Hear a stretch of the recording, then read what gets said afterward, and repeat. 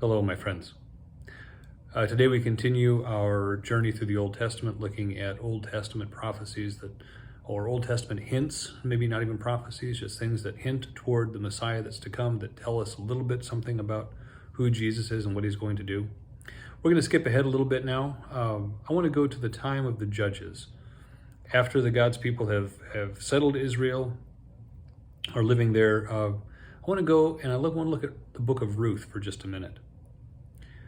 You might remember that Ruth is the great-grandmother of David. But we're not going to look at a genealogy this time. I want to look at something else about Ruth. If you remember the story, this family left Israel and went to live in Moab. Let me get the names right. Elimelech and his wife Naomi and their two sons, Mahlon and Chilion.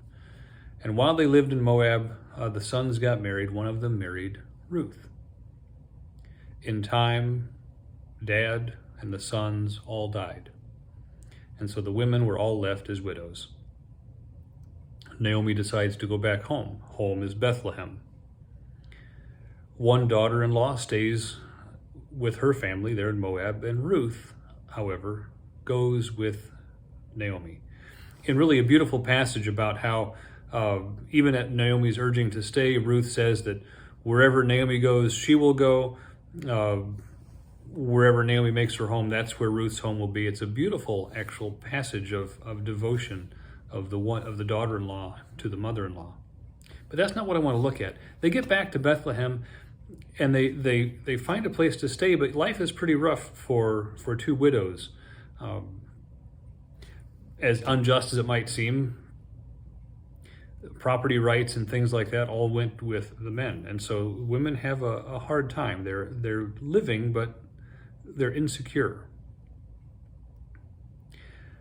But there was a custom to deal with these sorts of things.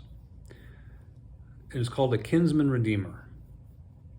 And that's where a close relative, the male, would step in and take responsibility for another man's family when that man had passed away.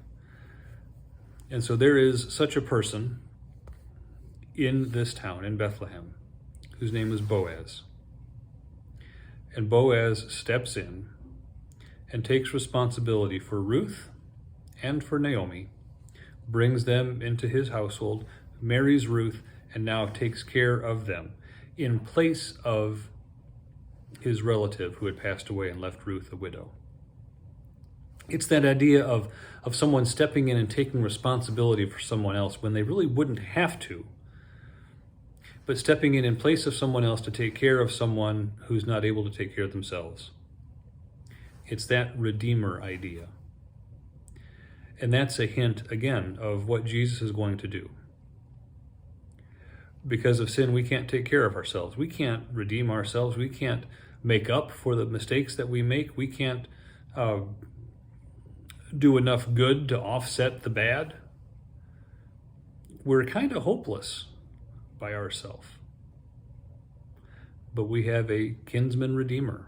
We have a close relative, Jesus, God, who came in the flesh to be a close relative of ours, who steps in and takes responsibility for us, who assumes our debts,